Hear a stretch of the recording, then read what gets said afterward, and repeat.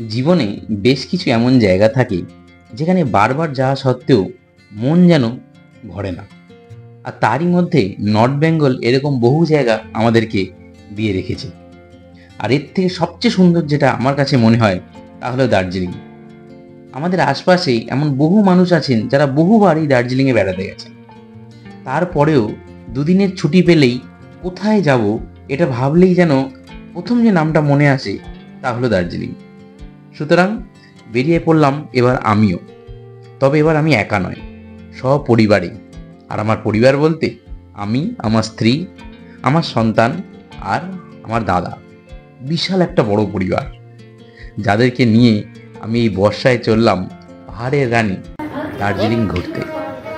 আমরা গাড়ি আগে থেকেই বুক করে রেখেছিলাম, তাই আমাদের পৌঁছানোর আগেই গাড়ি কিন্তু পার্কিং গ্রাউন্ডে একদম রেডি ছিল। তো আমরা আসার সাথে সাথেই কিন্তু আমরা গাড়িতে উঠে পড়েছিলাম। ফ্যামিলি নিয়ে গেলে গাড়িটা বুক করে রাখলে কিন্তু একটু সুবিধা হয়, নাহলে কিছুই না, একটু সময় লাগে গাড়ি বুক করতে। ও আকাশটা কি লাগছে, শুকনা 8 কিলোমিটার, 45 আর সোনাটা 60। 2023 সালের দার্জিলিং ভ্রমণের পর আবার 2025। সেবারে আমরা দার্জিলিং গিয়েছিলাম জানুয়ারি মাসে, আর 2025-এর জুন মাসের শেষে। সেবার আমরা রোহিণী ধরে দার্জিলিং পৌঁছেছিলাম, তাই এবার ঠিক করলাম একটু অন্যভাবে যাই। তাই আমরা গিয়েছিলাম মিরিক হয়ে দার্জিলিং। Welcome to Mirik. এবার আমরা এখান দিয়ে প্রবেশ করব। এই পথটির সৌন্দর্য অপরূপ, মানে প্রাকৃতিক সৌন্দর্যে এতটাই ভরা যে মন আপনার একদম ভরে যাবে। বেশিরভাগ পর্যটক, বিশেষ করে যারা বাইক রাইড করেন, তারা এই পথটি খুব ভালোবাসেন। তার কারণ পথের অপরূপ সৌন্দর্য, যা না দেখলে কানে শুনে উপলব্ধি করা যায় না। এখন ক্রস করছি দুধিয়া ব্রিজ। দুধিয়া জায়গাটা খুবই পিসফুল এবং অসাধারণ এর ল্যান্ডস্কেপ। এটা খুবই একটা পছন্দের মানুষের স্পট, কারণ এর রিভার সাইড ক্যাম্পিং এবং এখানে কিন্তু পিকনিকও করা যায়। আপনারা চাইলে চলার পথে গাড়িটা থামিয়ে কিছুটা সময় এখানে দিব্যি কাটাতে পারেন।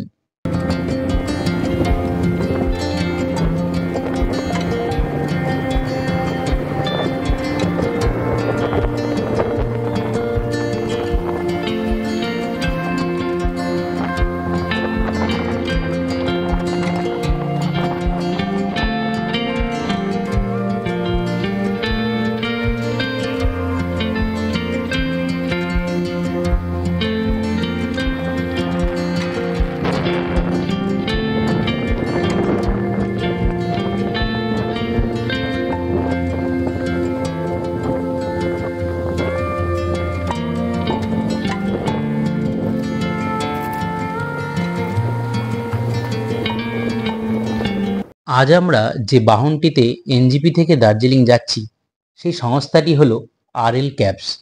এটি একটি শিলিগুড়ির ক্যাব সংস্থা।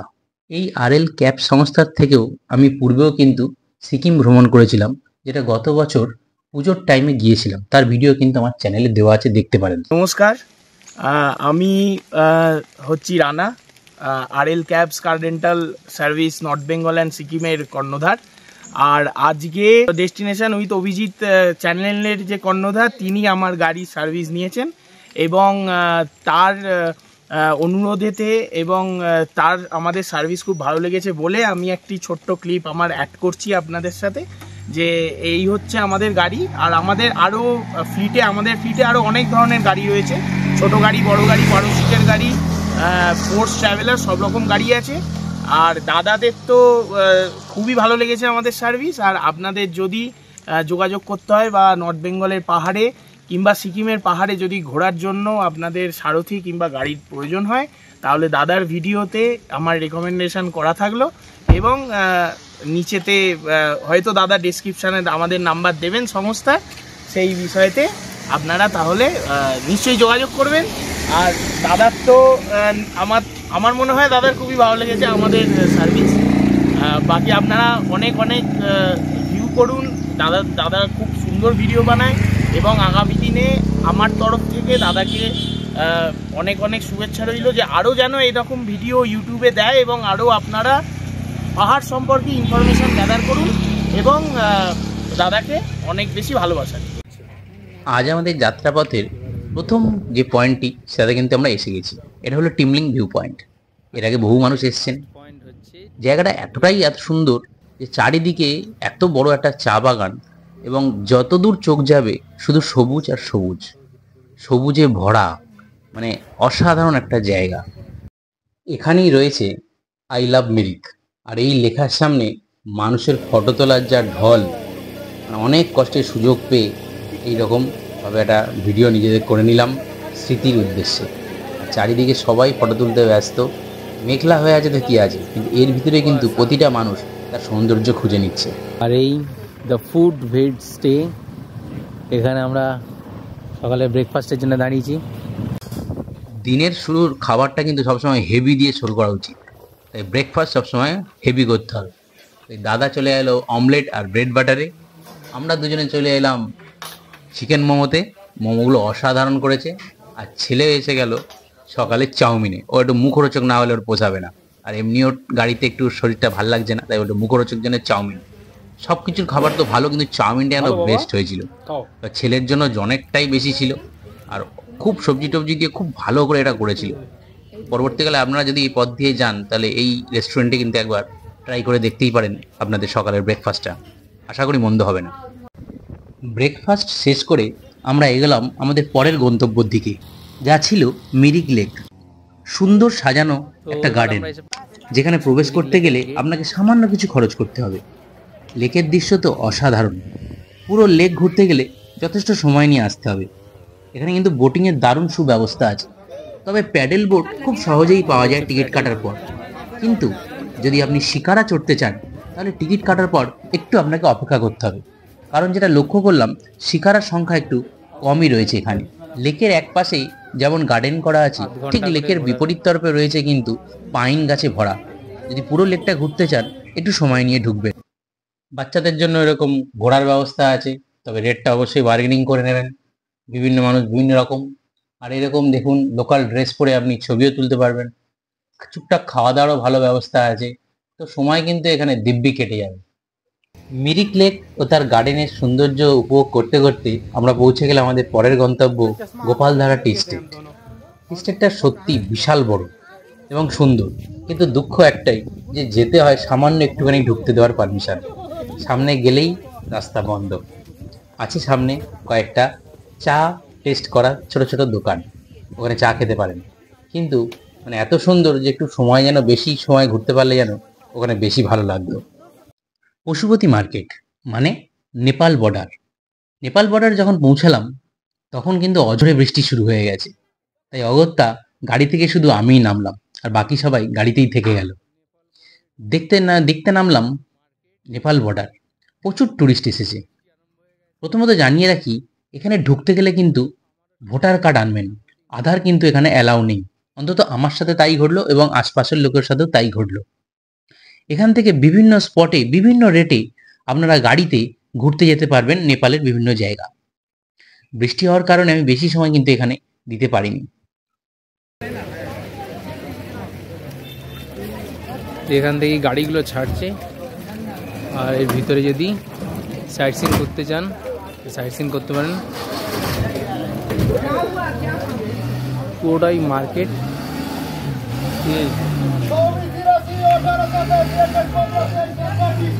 পুরো মার্কেট।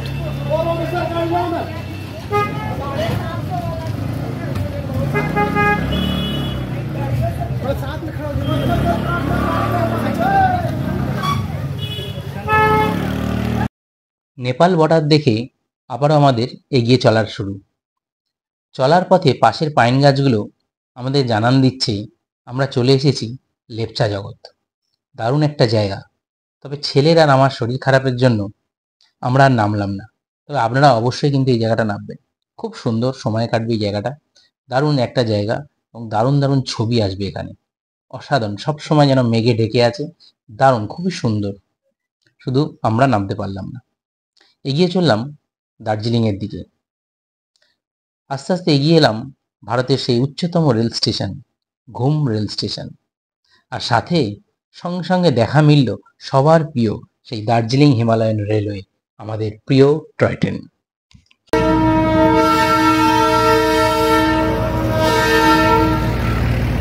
নেমে পড়লাম দার্জিলিং স্টেশন দেখব বলে। এটাও কিন্তু একটা ট্যুরিস্ট স্পট। চাইলে আপনারা পরেও কিন্তু সাইট সিনে এটা ঘুরে যেতে পারেন। তবে হ্যাঁ, হাঁটার যদি ক্ষমতা থাকে তাহলে আমি বলবো দার্জিলিং ক্লক টাওয়ার থেকে মিনিট 15-20, তার বেশি লাগা উচিত না, এর মধ্যেই কিন্তু পৌঁছে যেতে পারেন আপনারা দার্জিলিং স্টেশনে। তাতে কি হবে, আপনার গাড়ির ভাড়াটাও বেঁচে যাবে আর সুন্দরভাবে আপনি দেখেও ফেলতে পারবেন। বাজেট ট্যুর যারা করছেন তারা কিন্তু এই ছোট ছোট খরচাগুলো নাও করতে পারেন। এরপরে আমরা দেখে নেব এখানকার লোকো সেট।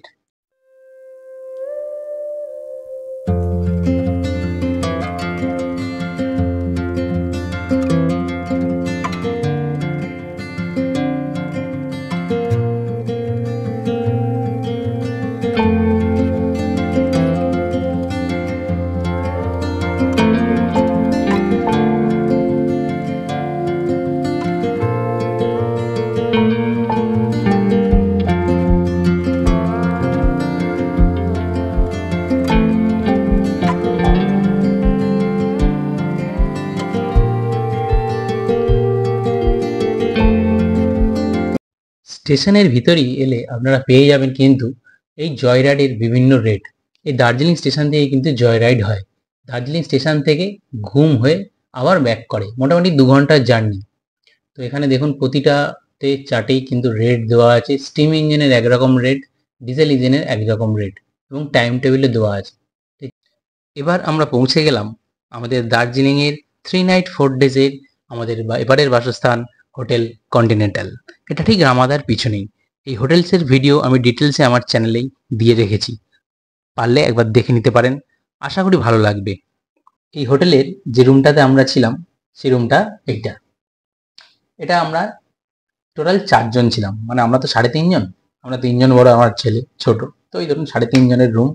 এটা একটা ডবল বেড, এদিকে আয়না রয়েছে, জল গরম করার জায়গা আছে, আপনার টিভি আছে, সব রকম এখানে দেওয়া আছে জিনিসপত্র।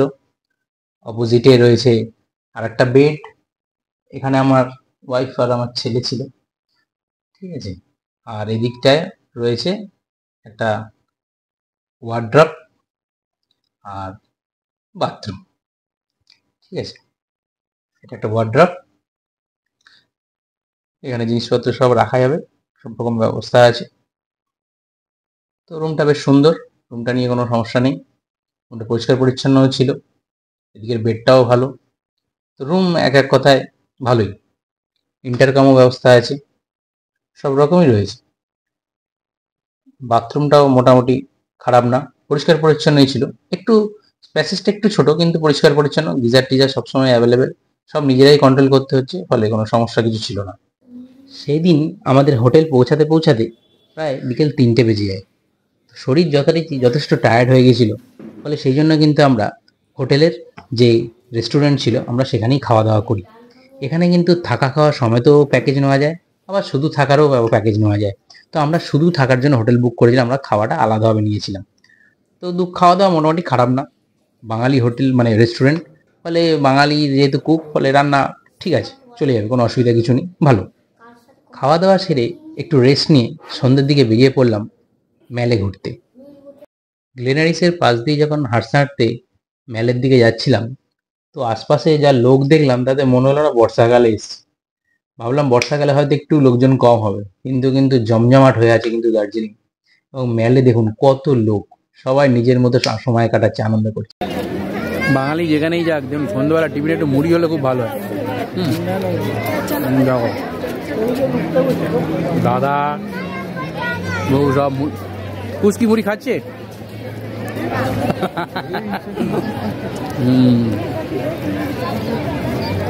মেলায় কিন্তু লোক আছে ভালো। মুড়ি যখন খাওয়া হচ্ছে তার সঙ্গে চা না হলে হয়, আর দার্জিলিং এসে যদি মেলে বসে চা না খেলাম তাহলে আর কি করলাম।